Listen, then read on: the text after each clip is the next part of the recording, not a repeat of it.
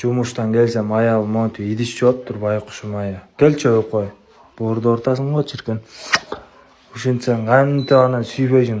Монтип баланы көтөрүп алып оокат кылып атса. Бул дагы деле уктап жаткан турбайбы? Сен ушу жата берсең, акча таппай эле кой. Кечке жат, ушинтип былтый укта турбайсыңбы? Хотя бы балдарды карашсаң болот.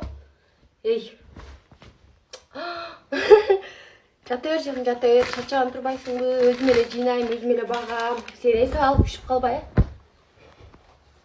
Салам достор, көрүнү шорпо жазайын деп тарс эткенде эле даяр болуп калды. Аялым бүгүн үйгө жатпайсың, тамак жасабасаң дегендегине шакылдатып тамак жасап монтип сууну кайнатып туруп сала баштадым.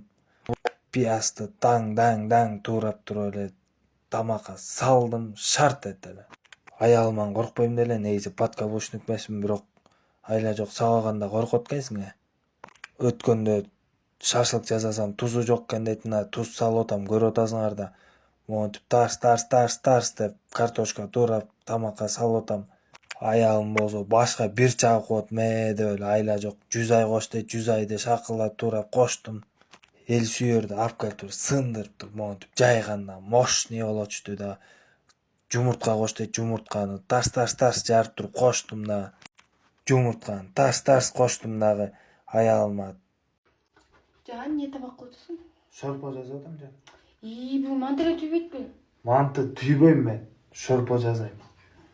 Макул. Жан, по-любому бир тамак коем, ичерчи жана.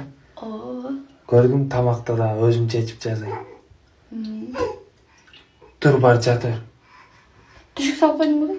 Төшөк салгам, азыр тамак бышырып, идиш жууп, тамак аш даярдап турган, тургузуп келем өзүм. Хорошо, макул. Же бир ичип көрчү, даамдуу болду экен деп берсем де